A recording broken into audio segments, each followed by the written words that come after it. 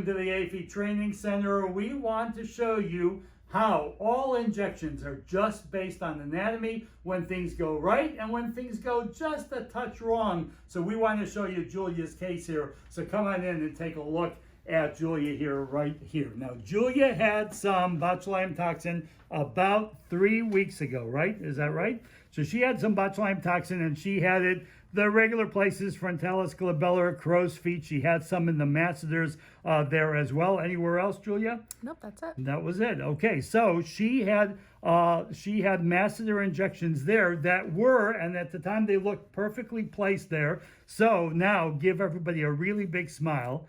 Okay, and if you look closely, and this is where anatomy is absolutely everything, because if you look closely, this is not raising up as high as it should be. Certainly not as high as that over there. And also her lower teeth are being hidden on this side. So you would think that the masseter muscle is over here. I'm actually going to go ahead and draw it for you so you can go ahead and see. I'm going to turn your head this way just a little bit. I'm going to pull your hair back. Just bite your teeth together for me. This is how you identify the masseter muscle here. Anterior border and posterior border. So I'm going to draw that out so you can go ahead and see that.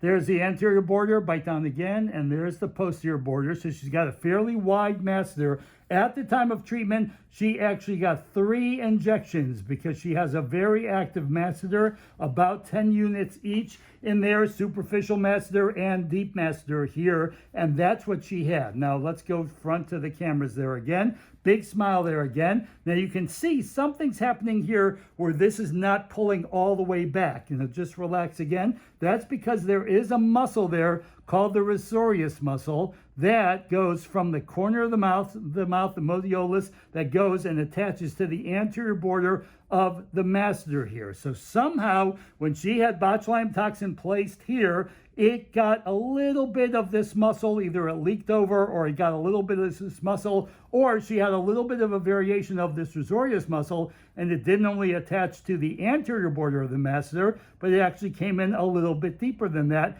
even though the Botox injections may have been perfectly placed. So it's always a possibility. Now I'm going to have you turn back here. So take a look. Again, big smile there again for everybody. So you can see that this muscle is just not pulling as much as it should be back there. And that can last anywhere from 3 weeks to the full 3 months for that, so she'll see that. Now, it's really very slight. She notices it more than anybody else. And remind everybody, or tell them what you told me, how you really notice it.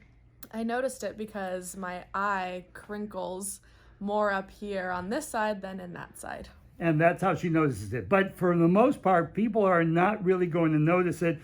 Smile really wide again, and you can go ahead and see that. Now, you would think, though, something is happening here because this is the depressor labii inferioris here, and it doesn't seem to be as active to pull down and show the lower teeth when she smiles. This you can see a little bit stronger on that side.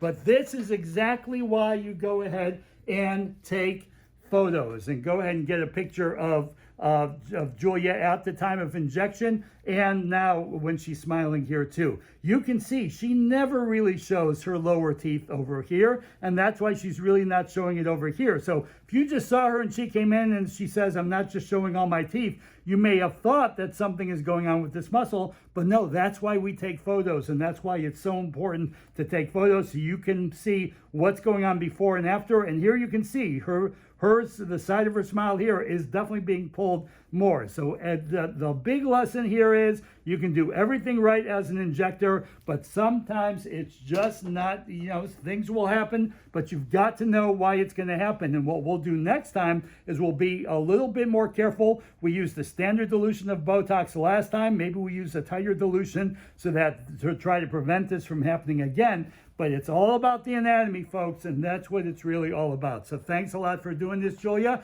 We'll talk to you all real soon.